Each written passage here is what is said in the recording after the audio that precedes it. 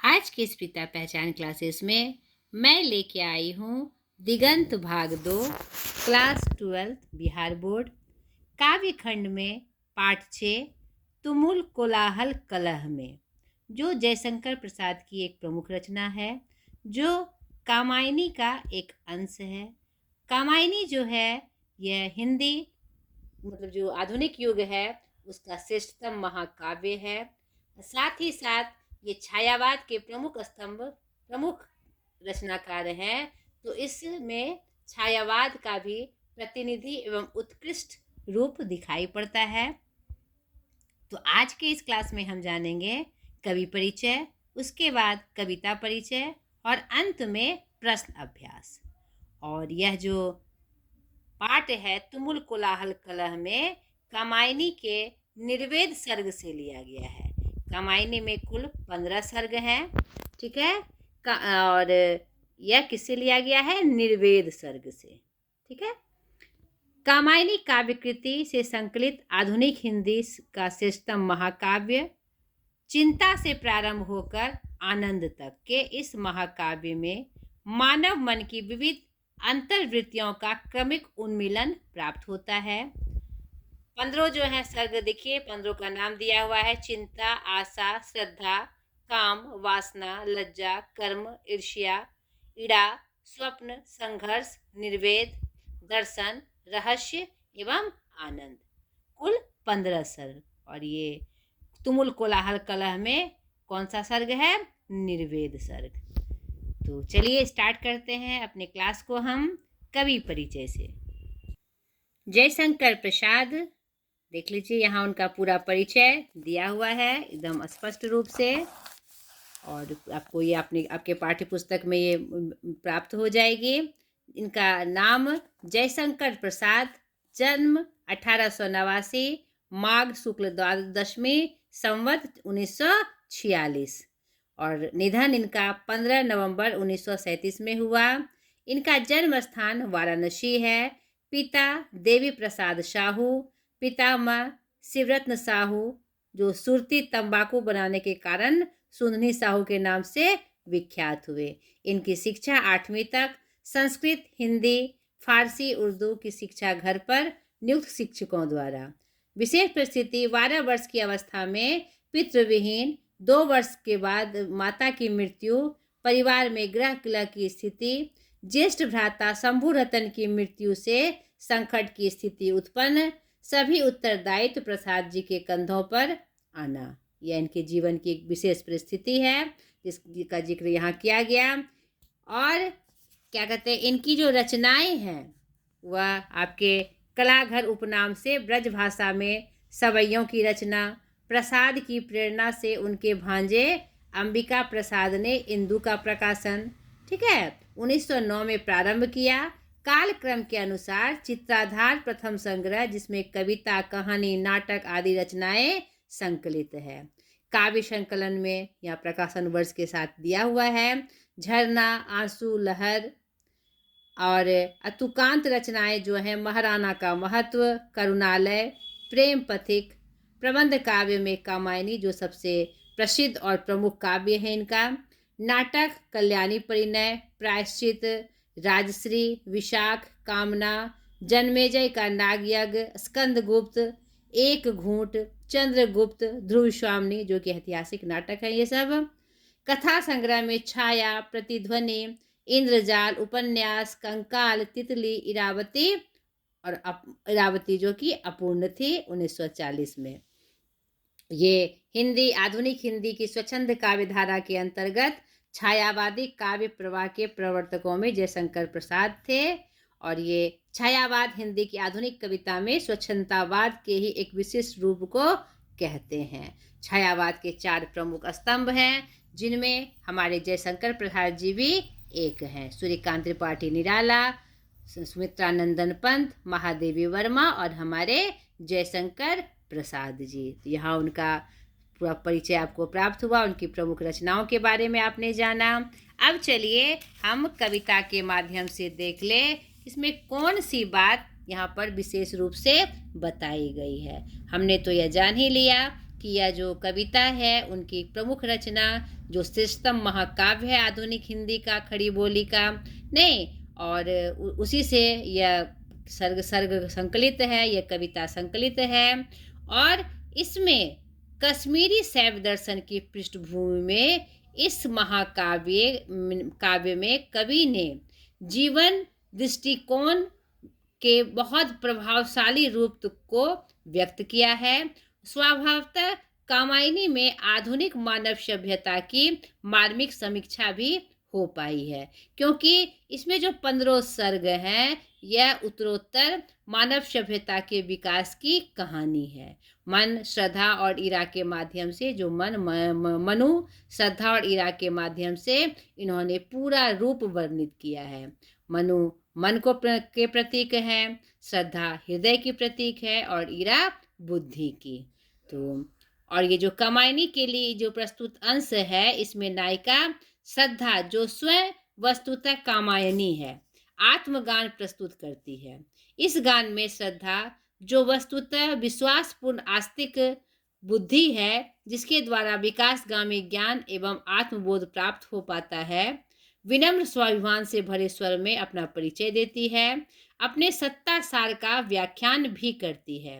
प्राकारांतर में यह नारी मात्र का परिचय और महिमा गान हो जाता है, क्योंकि हर नारी अपनी अपनी भूमिका इसी रूप में निभाती है।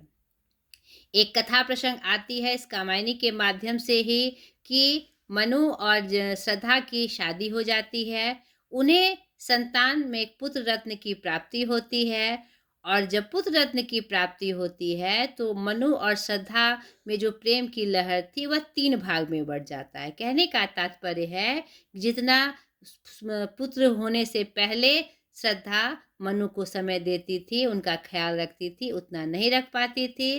तो इस क्रम में मनु आकर्षित हो जाते हैं ईरा के प्रति, और क्या कहते हैं, उन्हीं के राजमहल में जाकर उनसे प्रेम क्या कहते हैं निवेदन करते हैं। यह बात, और उनसे मतलब कि जब जोर जबरदस्ती से वह उनके अपने प्यार का उनके पास इजहार करते हैं, यह बातें वहाँ के समाज के लोगों को अच्छी नहीं लगती, और क्या कहते हैं मनु को मारा जाता है, पीटा जाता है, उनकी अवहेलना की जाती है। और इधर श्रद्धा मनु को खोजते खोजते जब वहाँ पहुँचती है तो वहाँ पर उन्हें अचेत देखकर फिर उनके मन को शांत करती है। जब वो जो इस कठोर परिस्थिति में है उससे वह शीतल छाया बनकर उनको उबारती है।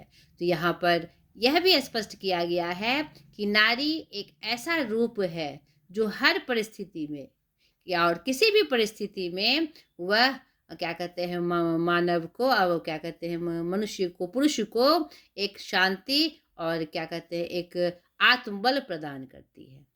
ठीक है।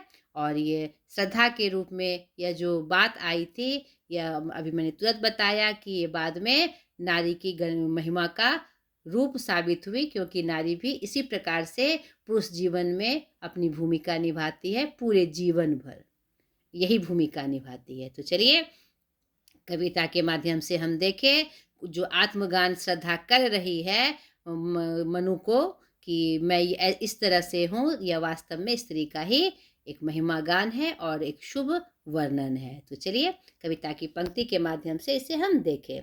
तुमुल कोलाहल कलह में, तुमुल कोलाहल कलह में, मैं हृदय की बात रे मन। यहाँ पर कहते हैं तुमुल कोलाहल का मतलब क्या होता है, अत्यधिक शोर शराबा, चारों तरफ से बेचैनी। जब खूब शोर शराबा तो होता है तो क्या होता है, चारों तरफ से बेचैनी हो जाती है, मन एकदम विषाद से भर जाता है, नहीं एकदम इरिटेशन वाली भावना मन में घर कर जाती है। तो उसमें हृदय की बात का खुद को हृदय की बात का मन करे, यानी हृदय का बात क्या होता है, मन को शीतलता पहुंचाता है, मन को शांत करता है। नहीं, हृदय कभी भी मन को नहीं भटकाता, वह उसे शांति प्रदान करता है, शीतलता प्रदान करता है। वही यहाँ पर कह रही है कि मैं हृदय की बात करती हूँ। ऐ मन, ऐ मनु, मैं जब तुमुल कोलाहल होता है तो मैं क्या करती हूँ, शीतलता वाली बात करती हूँ, श्रद्धा वाली बात करती हूँ। नहीं, विकल होकर नित्य चंचल, खोजती जब नींद के पल, चेतना थकसी रही तब, मैं मलय की वात रे मन। जब क्या कहते हैं, इंसान विकल हो जाता है और हमेशा चंचलता में रहता है, नित्य चंचल होकर जब नींद के कुछ पल वह खोजता है, विकल होकर, हर तरह से परेशान होकर, बेचैन होकर, और जब उसकी चेतना थक कर सो रही होती है, तब मलय, जिस तरह मलय पर्वत से जो सुंदर हवा बहती है, वह उसी का वर्णन यहाँ किया गया है कि मैं मलय की बात रे मन। तो मैं मलयांचल से जो हवा बहती है, जो मन को शीतलता देती है, शांति देती है, मैं वही हवा बनकर उसके सम्मुख होती हूँ, उसके आसपास बहती हूँ, ताकि उसका मन शांत रहे, जो विकलता है वह खत्म हो जाए, जो चंचलता है वह धीरे धीरे शांत हो जाए। आगे की पंक्तियां देखिए। चिर विषाद विलीन मन की, इस व्यथा के तिमिर वन की, मैं उसासी ज्योति रेखा, कुसुम विकसित प्रात रे मन।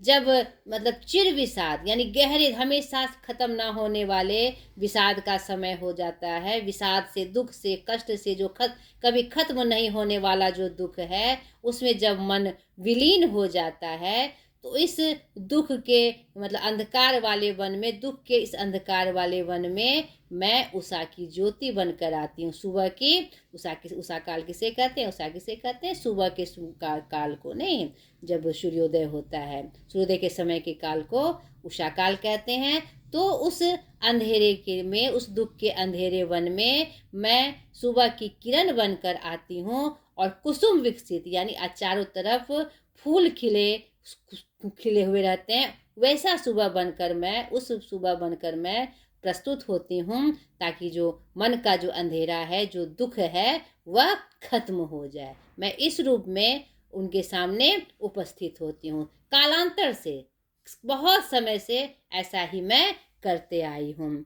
जहाँ मरु ज्वाला धधकती, चात की कनको तरसती, उन्हीं जीवन घाटियों की मैं सरस बरसात रे मन। जहाँ मरुस्थल में आग से, मतलब जो गर्मी से जो ज्वाला धधकती है, क्या कहते हैं, जब बहुत गर्म मौसम, जहाँ मरुस्थल होता है वहाँ बहुत गर्म मौसम होता है, तो जब क्या कहते हैं मरुस्थल में ज्वाला धधकती है, गर्मी से पूरा गर्म होता है, यानी जब यहाँ पर दो सांकेतिक अर्थ में है, ये छायावादी कवि थे, यहाँ पर दो अर्थ निकल कर आता है कि जीवन के ज्वाला से, जब विभिन्न ज्वाला से, गर्मी से मन थक जाता है, धधकता है, अंदर से जलता है, और जिसमें चात की कन को तरसती है, यानी उस वीरान में, उस मरुस्थल में कन को तरसना मतलब कुछ प्राप्त करना, कुछ भोजन प्राप्त करना, कुछ मन की शांति को प्राप्त करना, कन को तरसती है।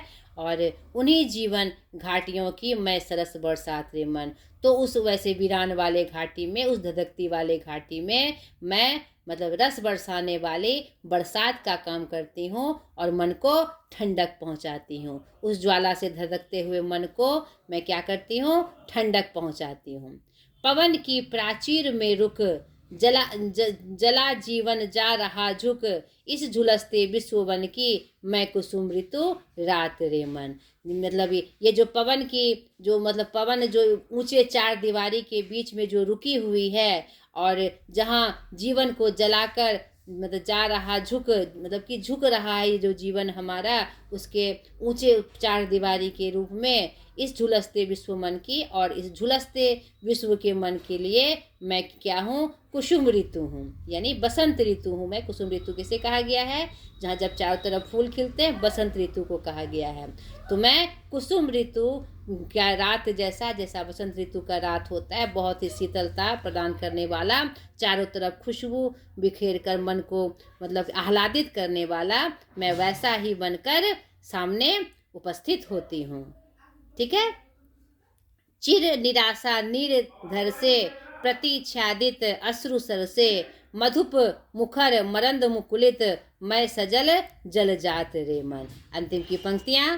जब चारों तरफ से चिर निराशा, जब ना खत्म होने वाली निराशा जब हमारे हृदय में नीर बहकर, आंसू बहकर बहती है, और प्रतीक्षायादित अश्रु सर में, और जब आंसू से हमारा मन भीगा रहता है, हर तरफ से धुला रहता है, तो मैं क्या बन जाती हूँ? मधुर मुखर मरंद मुकुलित। मैं क्या कहते हैं?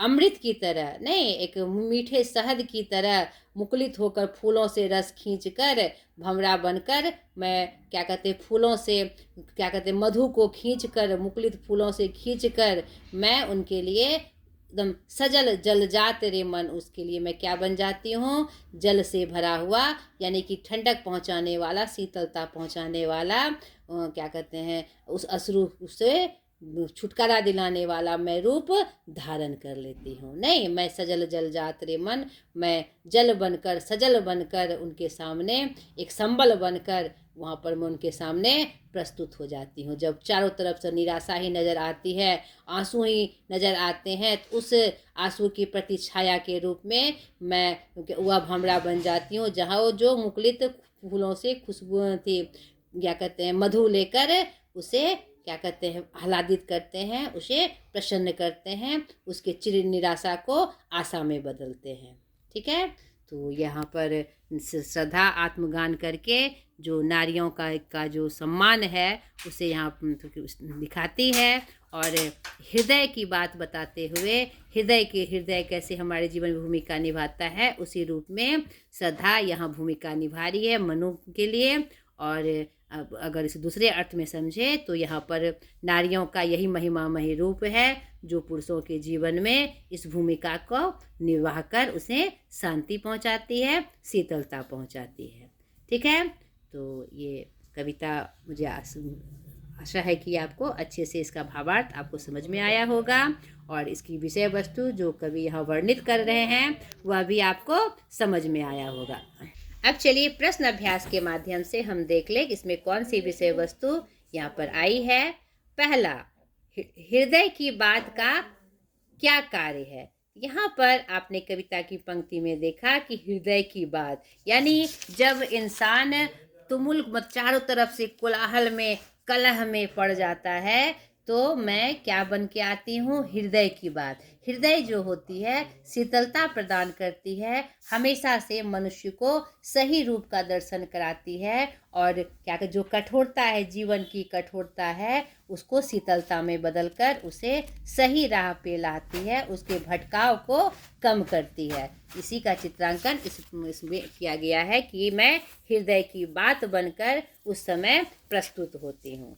ठीक है, दूसरा, कविता में उषा की किस भूमिका का उल्लेख किया गया है। यहाँ पर हमने कविता की पंक्तियों में देखा कि उषा किस रूप में बनकर आती है, जब चिर विषाद, जब चारों तरफ से ना खत्म होने वाला दुख हमारे मन को विलीन कर लेता है, अपने में समा लेता है, तो इस व्यथा में, इस दुख में, इस दुख के तिमिर वन में, अंधकार के इस वन में वह सुबह की ज्योति बनकर आती है, एक सुबह सुंदर ज्योति बनकर आती है, वो भी किस रूप में, फूलों से सजी हुई प्रातः काल के रूप में उसके सामने उपस्थित होती है, ताकि उसके विषाद को कम करे। यानी कहने का तात्पर्य है उषा वह किस रूप में आती है, जब इंसान हर तरह से दुख में, व्यथा में घिरा रहता है, तो ये जो क्या श्रद्धा है, यानी जो हृदय का रूप है, वह उषा बनकर उसके जीवन में एक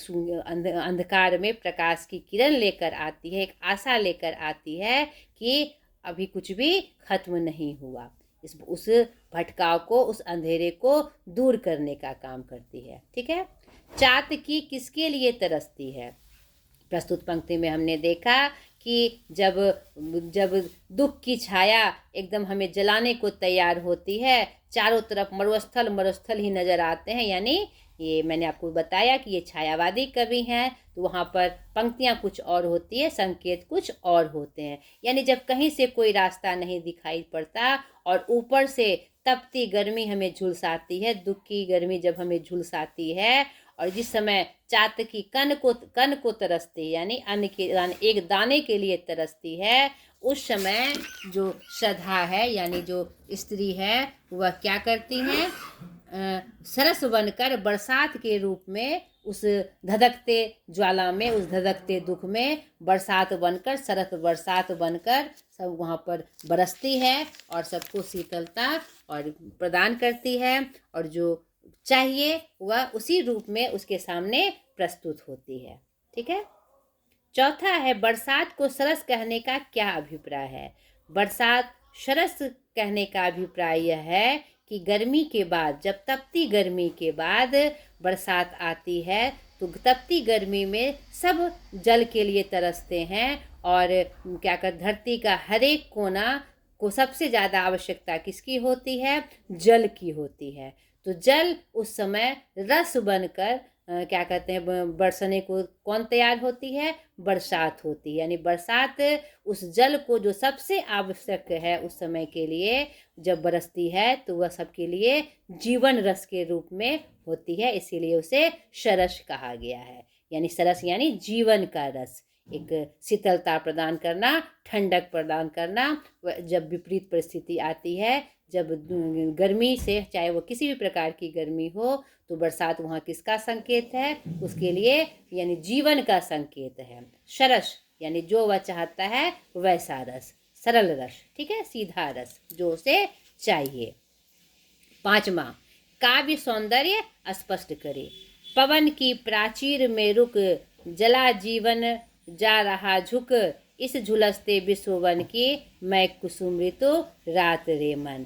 तो जब क्या कहते हैं ऊंची ऊंची पवन के प्राचीर में रुककर जीवन झुक जाता है, जीवन जलकर झुकने को तैयार हो जाता है, इस झुलसते पूरे विश्व के लिए क्या कहते हैं श्रद्धा क्या बन जाती है, मैं मतलब कुसुम ऋतु यानी बसंत ऋतु बन की जो रात है बनकर आती है। और बसंत ऋतु का जो रात होता है वह बहुत ही ठंडा, बहुत ही शीतल प्रदान करने वाला है।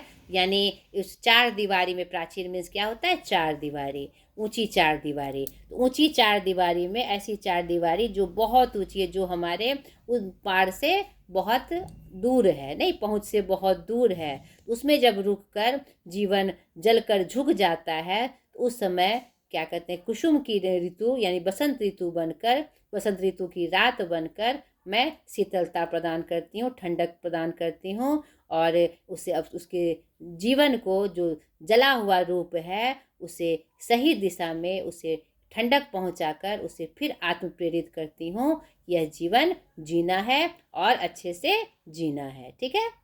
छठा, सजल जलजात का क्या अर्थ है। सजल जलजात यहाँ देखिए आप कविता की अंतिम पंक्तियों में आया है। चिर निराशा नीरधार से प्रति छायारित अस्तुत सर से मधुप मुखर मरंद मुकुलित मैं सजल जलजात रे मन। यानी कि जब निराशा, चिर निराशा, ना खत्म होने वाली निराशा जब हमारे सामने होती है तो मैं क्या करता हूँ, मतलब भौरा बनकर क्या कहते फूलों से मधु खींचकर, कलियों से गदराया हुआ मधु खींचकर मैं उसे क्या करता हूँ, सजल जलजात मतलब कि जो जल चाहिए उसे प्राप्त के लिए चाहिए, उसे प्राप्ति के लिए वह जल बनकर, सजल बनकर, उसके अनुरूप बनकर मैं उसे ठंडक प्रदान करता हूँ, ठीक है। सातवां, कविता का केंद्रीय भाव क्या है, संक्षेप में लिखिए।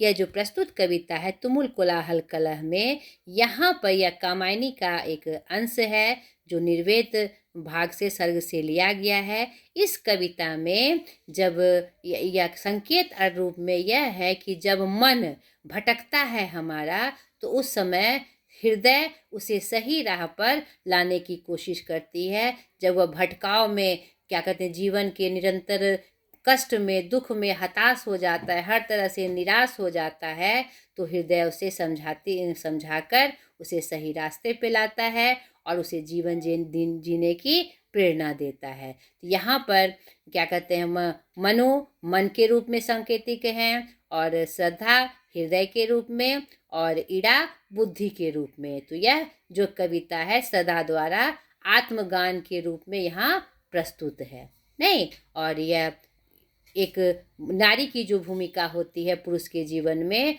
और क्या समाज में जो उसकी भूमिका होती है उसका भी यहाँ पर सीधा संकेत किया गया है कि जब पुरुष हर तरह से भटकाव में, निराशा में डूब जाता है तो स्त्री एक शीतल पवन बनकर, एक सुंदर उषा की किरण बनकर, एक आशा की किरण बनकर उसके जीवन में उजाला लाती है और उसे सही मार्ग पर लाती है।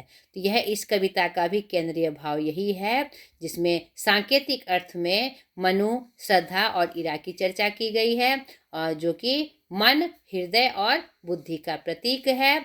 और साथ ही साथ यहाँ पर सांकेतिक अर्थ में महिलाओं की भूमिका, स्त्रियों की जो भूमिका है हमारे समाज में, उसका भी वर्णन यहाँ पर स्पष्ट रूप से किया गया है। जब हर तरह से हताश जीवन एकदम हीन भावना से भर जाता है, तो उस समय आशा की किरण स्त्रियां होती है।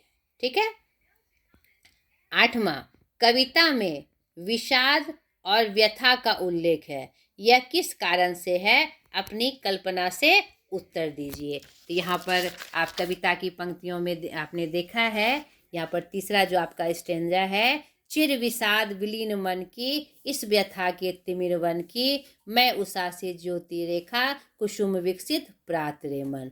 यहाँ पर चिर विषाद का मतलब है दुख, कष्ट, यानी कभी खत्म ना होने वाला कष्ट, या मन का आंतरिक कष्ट।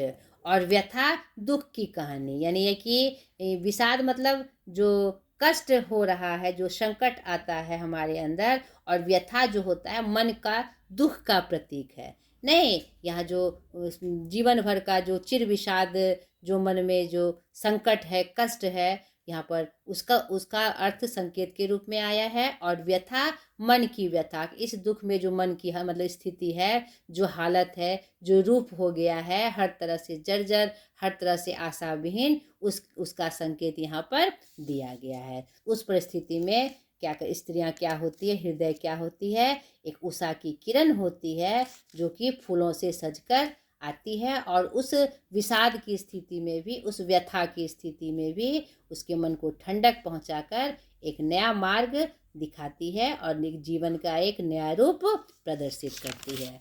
ठीक है, आगे देखिए।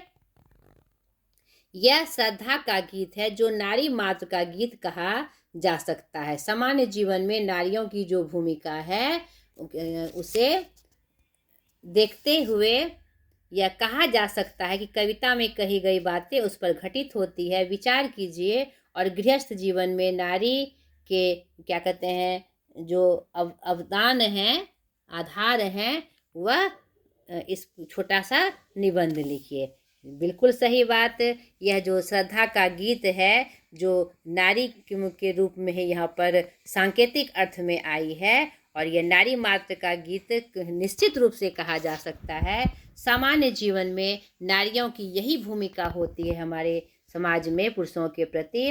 और क्या कहते हैं, यह कहा जा सकता है कि यह जो जितनी बातें कविता में घटित होती है, वह उस पर पूरी तरह से बैठती है। नहीं, जब हर तरह से पुरुष हताश निराश हो जाते हैं, शुरू से लेकर अंत तक का आप स्टेंजा देखिए, कविता का जो पंक्ति है उसे देखिए, तो हर रूप में आप वहाँ पर नारी को बैठा कर देखिए, तो वास्तव में आपको स्पष्ट हो जाएगा कि यह भूमिका एक नारी की ही है, महिला की ही है। नहीं, और क्या कहते हैं, क्या, और यह सही बात है कि गृहस्थ जीवन में जो रूप है स्त्रियों का, उससे नकारा नहीं जा सकता है। यहाँ कविता की पंक्तियों में देखिए, हर तरह से जब कलह का वातावरण होता है, उस समय स्त्रियां एक क्या कहते हैं, वो हृदय का रूप धरकर हृदय के रूप में एक सही मार्गदर्शन कराती है। जब विकल होकर मन चंचल हो जाता है और चाहता है कि नींद के पल थक हार कर जब वह नींद में सोना चाहता है, तो उस समय क्या कहते हैं, एक समीर बनकर, एकदम सुंदर ठंडी समीर बनकर, शीतल पवन बनकर उसके थके हुए चेतना को वह संजोती है, थपथपाती है, नहीं, उसकी थकान को मिटाती है। जब लंबे विषाद से हमारा मन भर जाता है, तो वह उषा की किरण बनकर, एक महिला उषा की किरण बनकर एक फूलों से सजे प्रातः के रूप में हमारे सामने उपस्थित होती है, और हमें एक नई ज्योति दिखाती है। जब चारों तरफ दुख की ज्वाला हमें जलाती है, तो उस समय वह बरसात के रूप में, सरस बरसात के रूप में हमारे दिल को ठंडक पहुंचाती है। चारों तरफ से जब